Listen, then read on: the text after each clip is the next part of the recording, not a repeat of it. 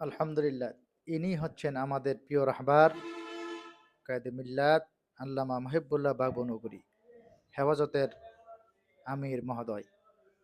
আজকে আমাদের প্রধানমন্ত্রী শপথ বাক্য পাঠ করা অনুষ্ঠান, অর্থাৎ সংসদীয় এমপি মন্ত্রীদের শপথ বাক্য পাঠ করার অনুষ্ঠানে আমাদের প্রিয় শায়েখ আল্লামা মাহবুবুল্লাহ বাবনগরী উপস্থিত হয়েছিলেন। সেখানে আমাদের প্রিয় শায়েখ আসরের নামাজ মাঠে আদায় করে নিচ্ছেন। আসলে বুজুর্গদের কাজই হচ্ছে যেখানে যেভাবেই থাকুক না কেন, যে কোনো অবস্থায় থাকুক না কেন, তিনি ওইখানেই নামাজ আদায় করে নেবেন।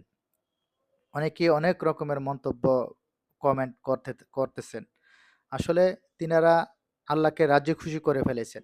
সেই কারণে যেখানে নামাজের সময় হবে সেখানেই তিনি নামাজ আদায় করে নিচ্ছেন।